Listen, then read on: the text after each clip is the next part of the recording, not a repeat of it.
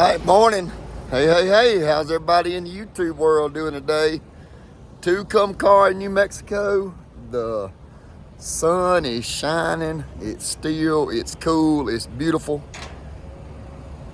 Let's go see some mountains. Y'all know we can't come to New Mexico without stopping at Teresa Tamales and getting some tamales. So that's what we're gonna have for lunch. All right, so Dad and I have arrived and we are in Angel Fire. So I went to, there's a buddy of mine that's hunting over in Unit 48. I didn't do any video there just because he's in a secluded area and I didn't want to infringe on his hunting rights. So we didn't do any video in there because if I did, I want to tell people about where we are and this, that, and other. So I didn't want to do that. But anyway, he's there. His hunt actually starts tomorrow. They herd elk. They got there yesterday, heard some elk. But we're staying, I got a little VRBO. Dad, it'll be, this is something different for him. I don't know if he's ever stayed in a VRBO. So we're in Angel Fire, New Mexico. And I'm telling you, it is beautiful, beautiful, beautiful. There was a deer down there, but let me go show you where we're staying. So here's our condo. There's Dad. Ain't no bad spot, is it? I can't believe it. It's nice. A whole lot better than a hotel. Yeah, that's for sure. It's a cool place, really. I mean, it's a beautiful place. In the ski season, it'd probably be $500 a night. Yeah, I know it. We got it for cheap, so looks like gas right there. I've been looking for a place to build a fire, but I don't see a place. So it's got a little kitchen. And like I said, we're only gonna be here tonight. One bathroom. No, it's two. One bed. It's what? There's two bathrooms. Oh yeah. And then here's the other bedroom. And then a bathroom here. So not a bad place. It'll be comfortable. A good place to sleep. I don't have to listen to Dad snore. Anybody ever tell you how bad you snore? No. Dude, you snore. I ain't never heard nobody snore so loud. Yeah, I don't snore. You snore bad. Really bad. Well, tell everybody one elk story. One elk story.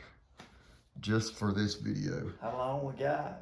Well, we got it. So Dad asked me yesterday, we used to hunt at a place at Meeker, and Dad asked me some memories that I had of Meeker, and I had a lot of memories of Meeker, and I told him the one thing I miss about Meeker was that place was 17,000 acres, and we always was able to take 3 or 4 or 5 people, and we enjoy each other's company, but it's also nice to bring somebody new, somebody that's never been or never been elk hunting.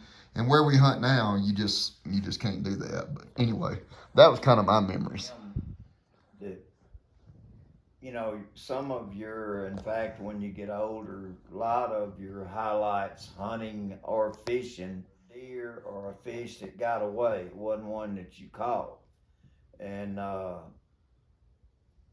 those type memories just flood my soul. But one of the highlights was that Slade and I were on a rim looking way off of the ranch where we were hunting, looking back toward what's called the Flat Top Mountains, which was public hunting. But in between us and there, I don't really remember, but it had to be 2-3 miles across pasture and rolling hills. And we were just looking around close to us, and I said, or Slade said, "Good grief, look at that." Well, we had heard elk. We had heard elk way over there, if you remember. You could hear them. No, I don't, but way out there. I told him I don't like to exaggerate stories, but it had to be a half a mile. And there was probably 100, there was at least 100 elk over there. But we were looking at them through the binoculars, and we couldn't tell if there was even bull back in that day, but we knew it had to be bulls in them. The hunting pressure at times in that public would push the elk towards these private, smaller ranches. And so I told Slade, I said, let's bugle, and then both of us start what we call hyper hot, cow calling, which is a sound that a cow makes when she's coming into estrus. And so we just started acting crazy. I mean, just really calling, constantly calling real loud, like a couple of hyper hot cows. And I would separate from the herd. And I said, Slade, it looked like one of them elk is coming this way. And sure enough, that bull came all the way. He went down behind a smaller mountain. You remember we saw him on the face of the mountain that's in front of us. And he come over the top and went down out of our sight in another ravine. Then we went to scurry him. I said that bull's coming up here, and that was just one of the highlights of the thing that I remember. But there's so many things of years past that just mean so much to me. And we didn't get the bull, but it was a real highlight and something I'll never forget. The visual of that bull coming all that distance to try to find a cow. Yeah, that was in 1997. Long time ago. That was the second year I had been to Daryl's. Long time ago. Because the first year was the year before when I killed that bull on actually the last day that we could hunt. Well, and we called him off some property and killed him over there. If we're not talking about pure elk, you see, I was blessed to hunt the latter part of the mule deer heyday. Very few people still of the days when mule deer in the West, especially northwestern Colorado, the numbers were astronomical. And what year was it when you went to Daryl's first time? I think 81. I think 80 or 81. And I mean, I went and killed a 28-inch mule deer with my rifle. And when I started to leave, I asked the guy, we had developed a little repertoire there, and I said, his name was Daryl Stout. And I said, Daryl, He's dead now. Yeah. I said, what would you charge a man to bow hunt this place? And I'll never forget the response. He looked at me and kind of cocked his head sideways and said, with a bow and arrow? I said, yeah, with a bow and arrow. And he said, ain't nobody ever been on this place with a bow and arrow before. And I said, well, what would you charge me if I came back with a buddy or two? And he thought a minute and he said, how about $350? So that gave you a good place to stay and access to 17,000 acres. Yeah. But in those days, mule deer were giants. This is the part that I hesitate to tell people. That if you didn't see 10, 15 groups of mule deer of 5 to 20, and listen, there was 30-inch bucks everywhere in those days. Now you can hardly find a 30-inch mule deer, but we saw them everywhere.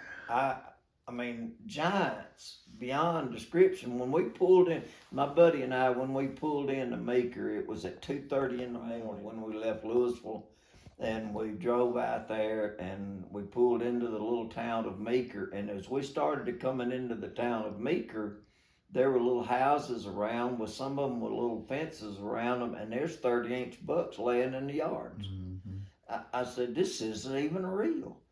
But it was really amazing. But I remember those times with fondness and consider myself truly blessed to have gone through all of that. Now, the elk weren't there on that ranch at that time like they were the latter part. I think I think I was blessed to kill 16, 17 bulls off that ranch in the next. But they wasn't near as big as they were elk. nothing. They were nothing like what some of the bulls that we see and kill now. But just great memories. All right.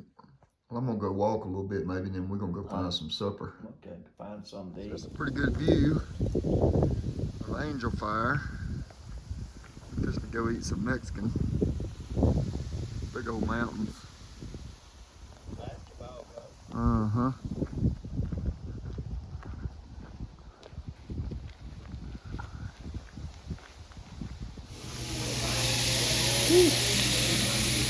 Hope you need all that. No way. No way. Good grief, Slade.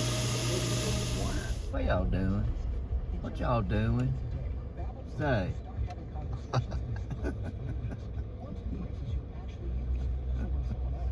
She run over there and got my mama.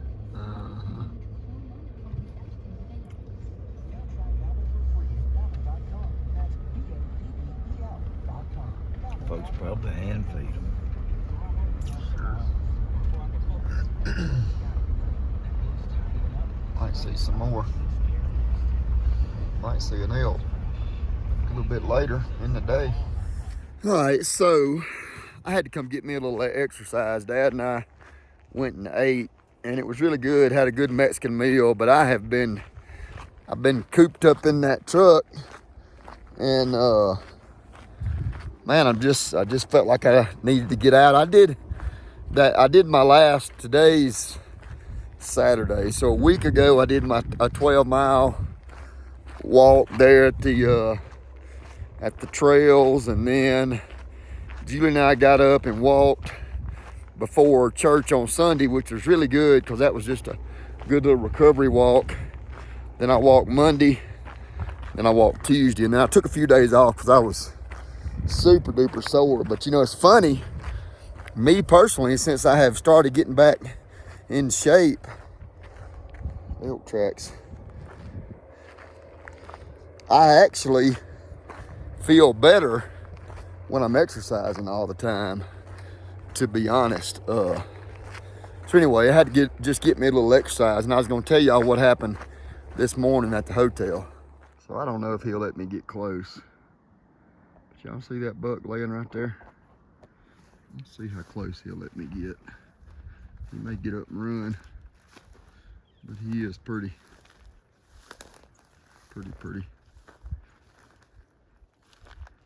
He's laying down right there under that tree.